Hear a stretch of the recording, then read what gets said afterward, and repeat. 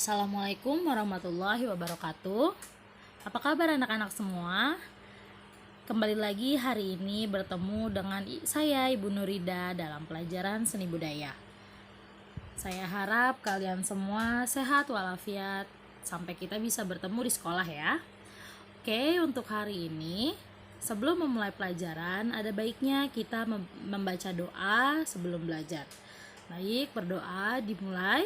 Bismillahirrahmanirrahim. Rabbi zidni ilma warzuqni fahma. Rabbi shrah li sodri wa yassir li amri wahlul 'uqdatam min lisani yafqahu qawli birahmatika ya arhamar rahimin. Amin. Oke. Setelah membaca doa, kalian siapkan buku LKS kalian, siapkan buku tulis kalian. Apabila ada yang penting harap dicatat di buku tulis. Oke? Sekarang kita mulai. Oke anak-anak, pada pertemuan hari ini kita akan membahas tentang menampilkan level dan pola lantai pada gerak tari. Yang pertama akan kita bahas adalah pengolahan unsur gerak. Seorang penari harus mampu mengolah ruang, waktu, dan tenaga sehingga gerak yang dilakukan tampak dinamis. Nah, pengolahan unsur gerak ini pada tari tunggal berbeda dengan tari berpasangan, demikian juga pada tari berkelompok.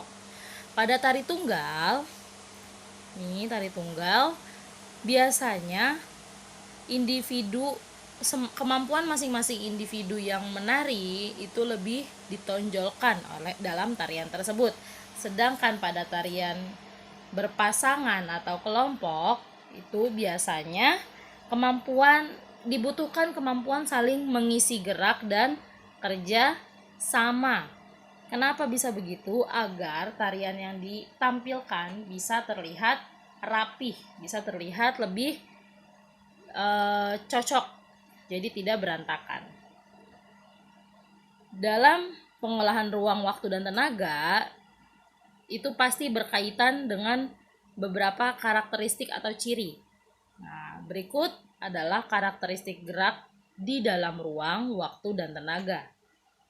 Yang pertama ada tubuh sebagai instrumen dan medium, di mana tubuh manusia yang menari itu digunakan sebagai alat untuk menampilkan tarian, digunakan sebagai media penyaji kepada si penonton. Lalu yang kedua ada terkait dengan ruang, waktu, tenaga, dan aliran, di mana setiap gerakan tari ini harus sesuai dengan jangkauan ruang, waktu, dan tenaga dari si penari dari dalam tarian tersebut. Yang ketiga terkait dengan ritme, yaitu harus ketika tarian sudah mulai, ritme yang berjalan dalam tarian tersebut harus sesuai dengan ritme musik, dan juga ritme tarian ini harus pas atau cocok gitu. Makanya tarian ini membutuhkan ritme atau nada atau irama. Yang keempat ada alat komunikasi nonverbal. Jadi, tarian ini tidak hanya dijadikan sebagai hiburan, tapi juga sebagai alat komunikasi antara pencipta si penari dengan penonton. Ada pesan dari gerakan-gerakan yang disampaikan oleh penari, tidak hanya asal melakukan sebuah gerakan, tapi ada tujuan tertentu. Lalu yang selanjutnya, yang kelima, ada mempunyai bentuk dan gaya. Mempunyai bentuk dan gaya seperti kita tahu, dalam tarian tersebut biasanya menampilkan beragam gaya dan juga tubuh yang dibentuk menjadi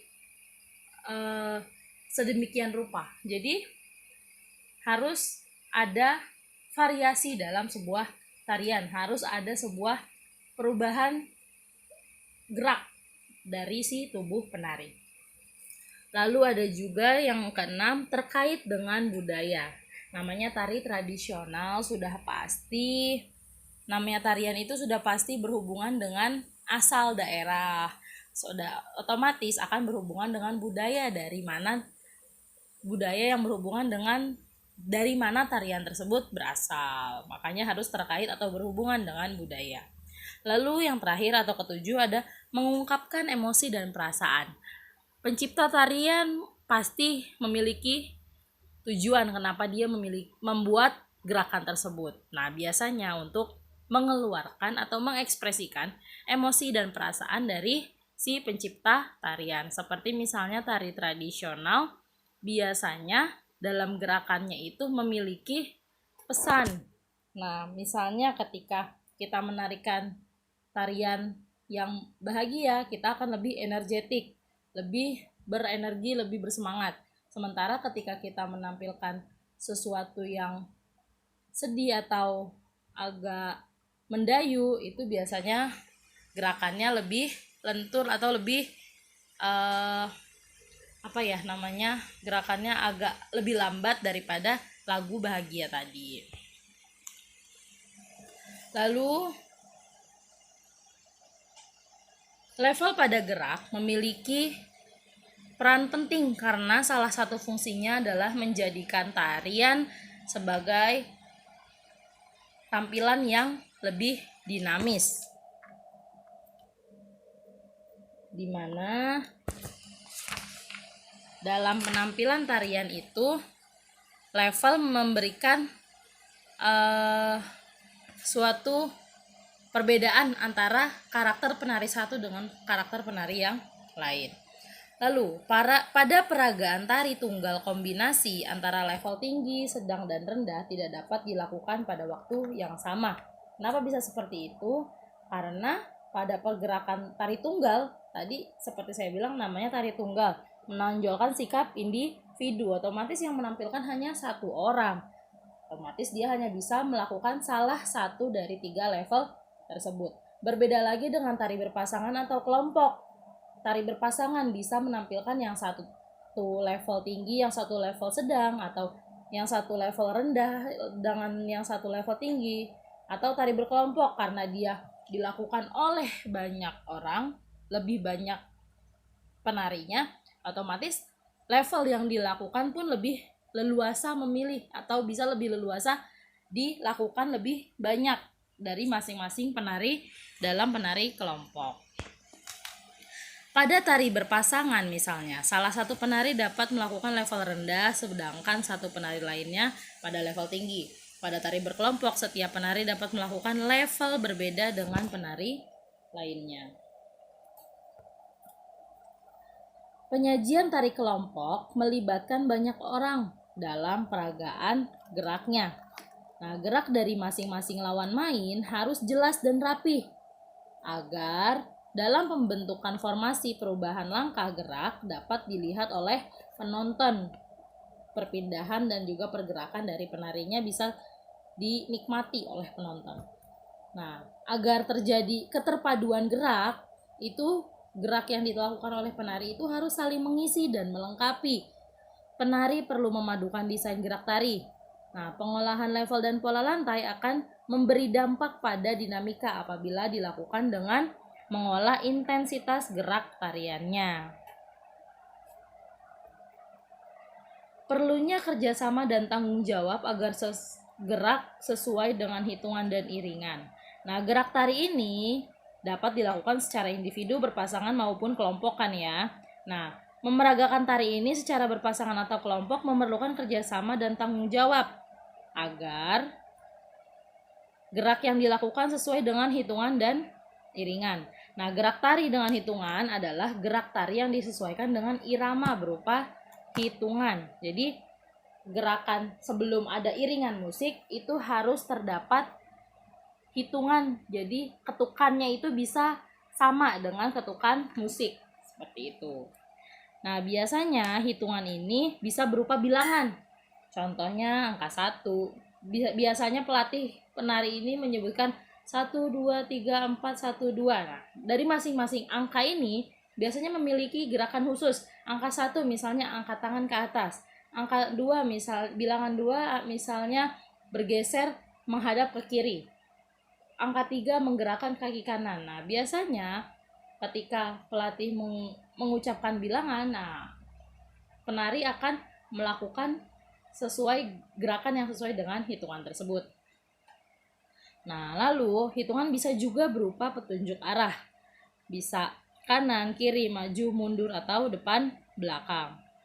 Pada saat melakukan gerak, dapat menggunakan properti yang disesuaikan dengan kebutuhan dalam melakukan gerak. Setiap ragam bergerak dapat dikembangkan menjadi suatu tarian. Jadi biasanya gerakan itu berupa gerakan putus-putus, gerakan hitungan tadi. Namun ketika disatukan bisa menjadi sebuah tarian yang utuh. Ragam gerak yang pertama. Ada satu, tangan disilangkan lalu tangan di kiri di atas, kanan di bawah. Lalu gerakan bilangan 2, tangan kiri di atas untuk penari depan, yang untuk penari belakang tangan kanan di atas. Jadi bertukar posisi, bertukar gerakan.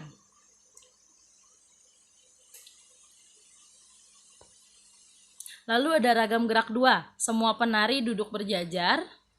Hitungan 1, tangan memetik ke kanan. Hitungan 2, tangan memetik ke kiri. Hitungan 3, gerakan sama dengan hitungan 1. Hitungan 4, gerakan sama dengan hitungan 2. Biasanya dilakukan berulang-ulang. Biasanya gerakan ini terjadi pada tari saman. Lalu ragam gerak ketiga. Hitungan 1, gerakan menepuk ke atas. Hitungan 2, gerakan menepuk ke depan dada. Hitungan 3, gerakan sama seperti hitungan 1. Hitungan 4 sama dengan hitungan kedua. Lakukan gerakan 2 sampai 8 hitungan. Nah, pada gerakan ini dapat dilakukan secara selang-seling. Selanjutnya ada ragam gerak 4. Hitungan 1, tangan menepuk ke arah kanan dan kaki kanan maju ke depan, maju ke samping kanan depan. Lalu hitungan 2, tangan menepuk ke depan, dada dan kaki merapat. Hitungan 3, menepuk ke samping kiri, kaki kiri melangkah ke depan. Lalu hitungan 4, gerakan sama dengan hitungan kedua. Hal ini juga bisa dilakukan selang-seling dari masing-masing penari. Nah, gerakan-gerakan tadi ini bisa dilakukan dalam seperti tarian tadi saya bilang tari saman, lalu ada tari kipas, tari rebana, seperti itu. Baik, untuk materi hari ini kita belajar memeragakan gerak berdasarkan level dan pola lantai dengan hitungan terlebih dahulu. Untuk minggu depan silakan dibaca LKS-nya halaman 39. Bisa dipelajari terlebih dahulu, baru minggu depan kita akan membahasnya. Baik, mudah-mudahan kalian paham. Di Google Form saya memberi tugas kalian cari satu tarian Nusantara. Nah, nanti kalian berikan beberapa langkah-langkah gerakannya. Misalnya dalam menit keberapa atau dalam langkah keberapa. Nah, gerakannya itu seperti apa? Misalnya kayak tadi, seperti contoh ragam gerak 1, 2, 3, 4. Kalian beri contoh salah satu langkah-langkah dalam gerak di dalam tarian yang kalian cari. Kalian sebutkan nama tariannya, daerahnya, dan juga tuliskan langkah-langkahnya. Semoga kalian paham dengan apa yang saya berikan. Tetap jaga kesehatan, patuhi protokol kesehatan. Mudah-mudahan kita bisa secepatnya bertemu di sekolah. Assalamualaikum warahmatullahi wabarakatuh.